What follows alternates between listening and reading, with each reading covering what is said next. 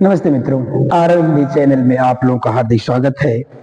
मैं डॉक्टर आजाद सर। तो हम लोग जो पिछली कक्षा तक जो पढ़ने का काम किया गया था उसमें वर्ण परिचय था, शब्द परिचय था, तो तमाम प्रकार की चीजों को हमने पढ़ने का काम किया था। आज हम आपको एक ऐसी चीज पढ़ाएंगे जो कि परीक्षा में अक्सर आता रहता है। 3 टॉपिक आज आपको पढ़ाया जाएगा।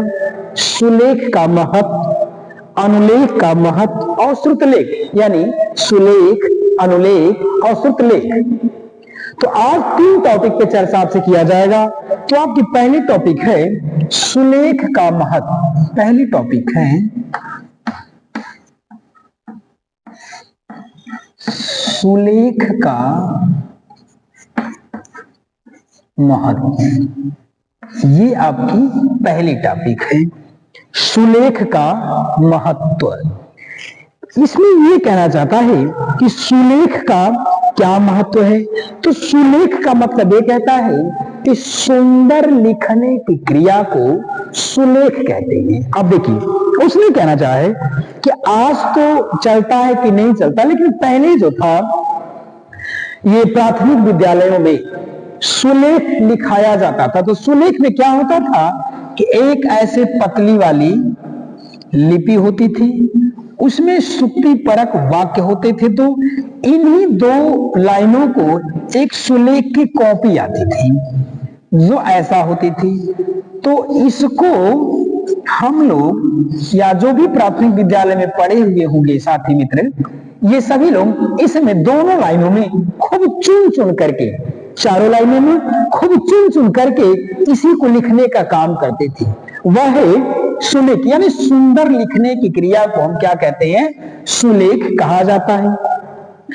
बात यह रह गई, देखिए उसमें यह कहना चाहता है यदि आपसे ये पूछ दे कि सुलेख का महत्व क्या, आप तो ये रहा कि सुलेख, सुंदर लिखने की क्रिया को सुलेख कहते हैं। कहता है यदि उसके महत्व को पूछा जाए तो कह दे लिखना सीखने का अर्थ,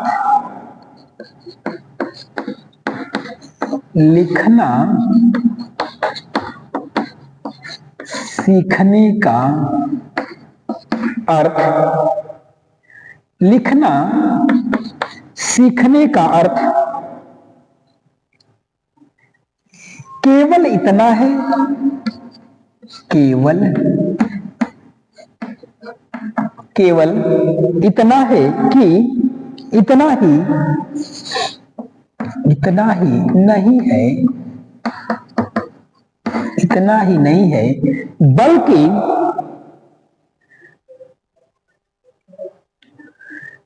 बालक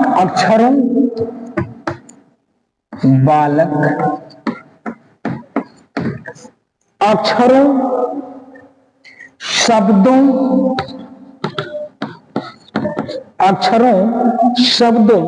अथवा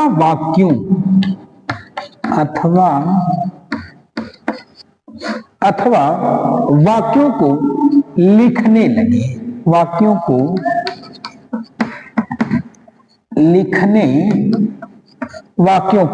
लिखने लगे।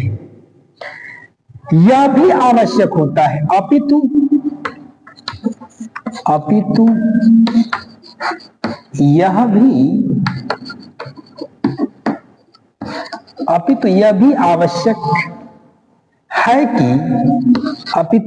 यह भी आवश्यक है कि वे सुंदर, सुडौल अक्षरों की रचना करें।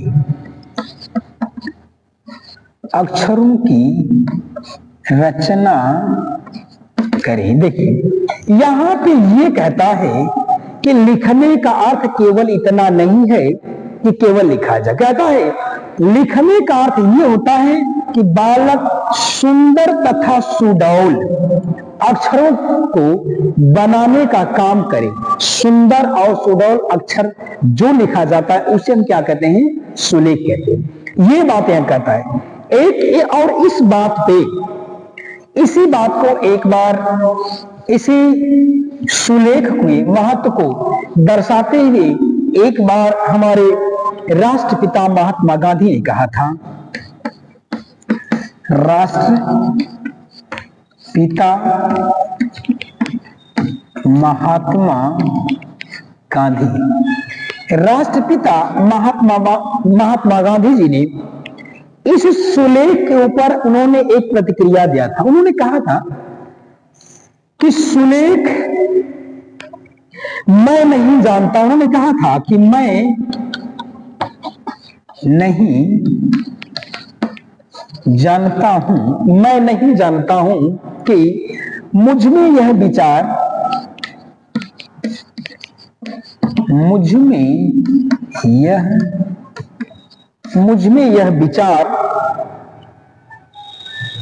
कब आया, कब आया कि सुलेख की कोई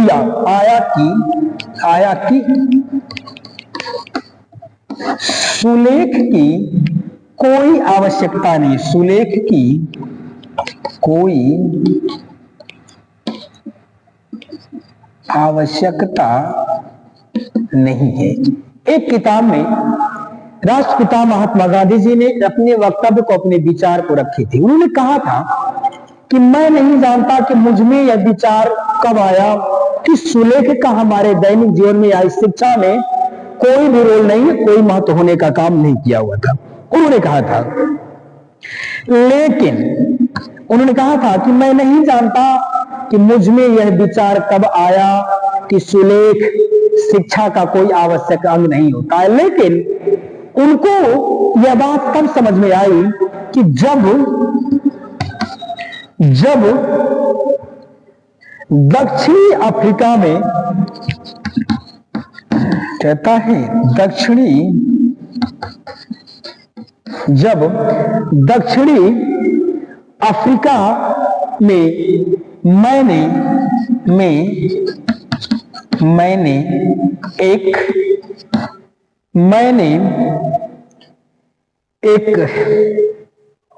जन्मे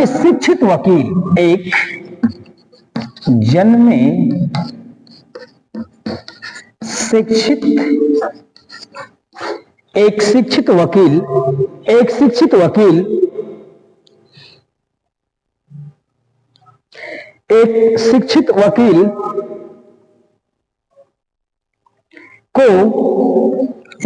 वकील को सुंदर लिखते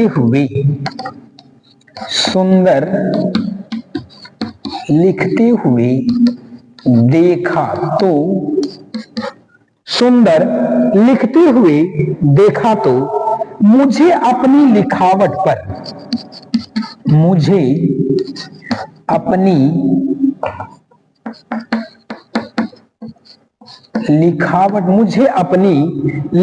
पर बहुत पश्चाताप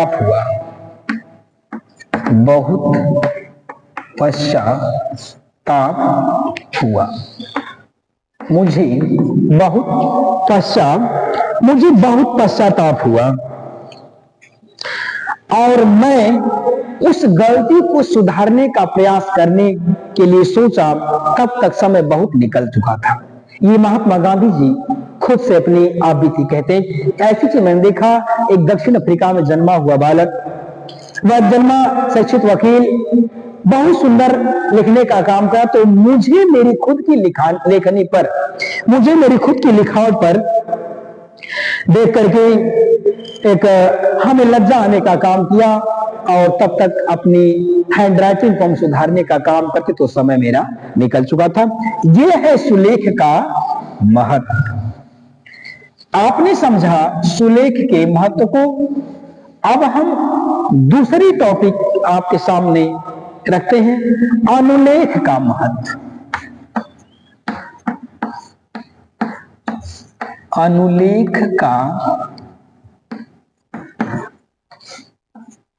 अनुलेख का महत्व कहता है, जो अनुलेख का महत्व है।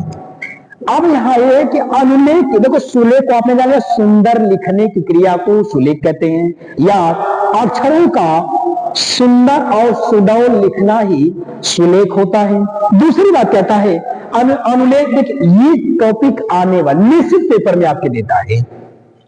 कहता है अनुलेख का मतलब ये कहता है कि किसी लिखावट के पीछे, कहता है किसी लिखावट के,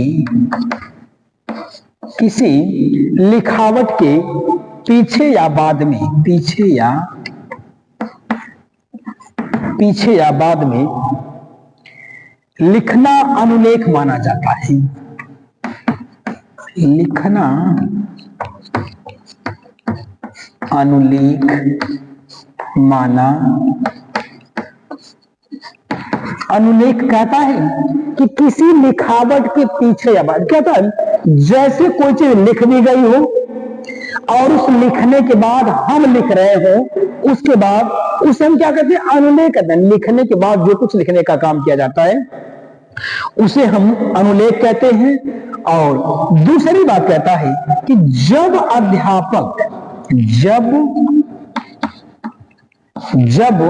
अध्यापक बोल बोलकर, कहता है बोल बोलकर श्यामपट पर लिखता जाता है, कहता है श्यामपट पर लिखता, श्यामपट पर लिखता जाता है। और गति से बालक, कहता है और गति से बालक, और गति से बालक उसे सुनते हुए,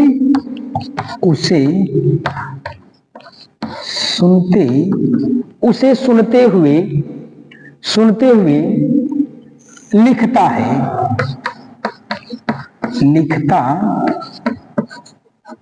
लिखता जाता है। उसे हम क्या कहते हैं, देखिए दो बार कहता है। उसने कहा कि किसी भी लिखावट के पीछे या बाद में जो भी कुछ लिखा जाता है उसको हम अनुलेख कहते हैं।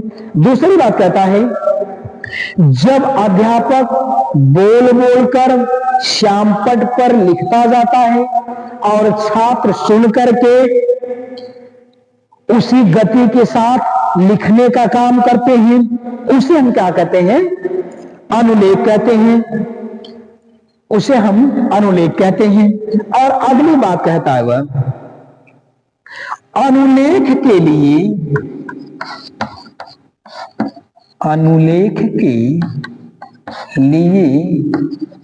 कुछ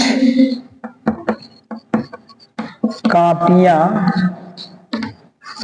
कहता है जो अनुलेख लिखा जाता है ना, तो इस अनुलेख के लिए कुछ कापियां, उसके कहने का मतलब ये है कि जैसे यहां लिखा रहता है वैसा ही बनाया जाता है। लिखने के बाद जो कुछ लिखा जाता है उसे अनुलेख कहते हैं। आपने देखा होगा कि जैसे यहाँ पे ऐसे ऐसे ऐसे बना देते हैं और इस तरह से बच्चा लिखता हुआ चला जाने का काम करता है, या हो सकता है कि ऐसे वह बना देने का काम क्या हो, तो बालक ऐसा ऐसा कई ठो बनाने का काम करता है। इसको क्या कहते हैं, अनुलेख कहते हैं। तो आपने समझा, लिखे जाने के बाद जो कुछ लिखा जाए उसे हम अनुलेख कहते हैं। और अगली बात कहता है, ये आपने समझा सुलेख को और अनुलेख के महत्व को। अगला है श्रुतलेख। श्रुतलेख का महत्व। अगला कहता है कि श्रुतलेख का महत्व। तो श्रुतलेख के महत्व में यह कहता है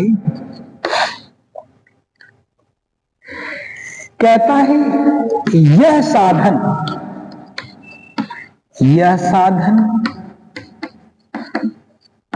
प्राथमिक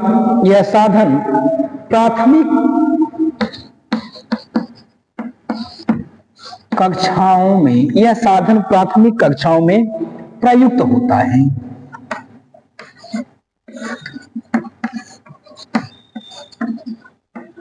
कहता है यह जो श्रुतलेख का जो चीज है ये प्राथमिक पहली कक्षा में प्रयोग किया जाता है। ये सब साधनों का प्राथमिक कक्षा में इसका प्रयोग किया जाता है। दूसरी बात कहता है प्रतिलिपि के पश्चात, प्रतिलिपि के प्रतिलिपि के पश्चात अनुलिपि, प्रतिलिपि के पश्चात अनुलिपि और अनुलिपि के पश्चात और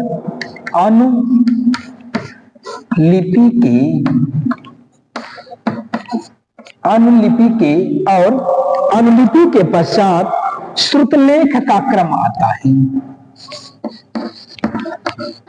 श्रुतलेख का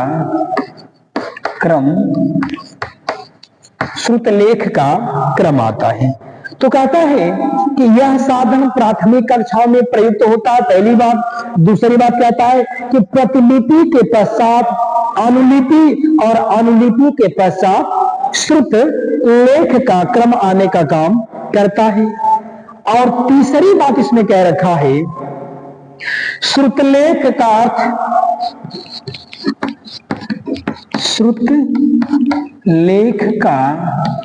अर्थ कहता है, श्रुतलेख का अर्थ सुना हुआ लेख, सुना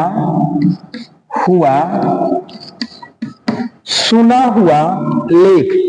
इसमें अध्यापक बोलता है, इसमें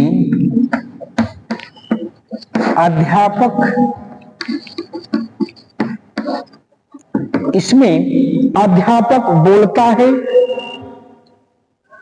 और छात्र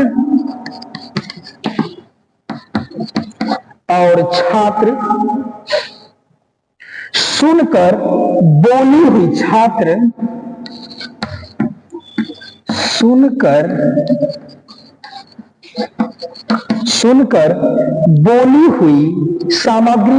बोली हुई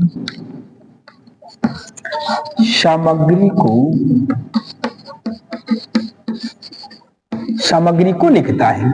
जिसे देखो, कुल मिला के ये कहना है कि श्रुतलेख का मतलब होता है सुन करके लिखना, यानी अध्यापक ने जो कुछ बोला उसको सुन करके हमने लिखने का काम किया, उसे कहते हैं श्रुतलेख। अब एक चीज आपको बता दें, ये जो 3 टॉपिक आपको मैंने बताया, ये निश्चित रूप से आपके पेपर में आने वाली चीजें हैं, अक्सर दिया गया। तीनों में से एक नहीं कहा जाता है। श्रुतलेख क्या है, अनुलेख क्या है, या इनका महत्व क्या है, तो ये सब चीजें निश्चित रूप से कहीं ना कहीं आ जाने का काम करता है। और यही अंतिम टॉपिक आपका बचा था।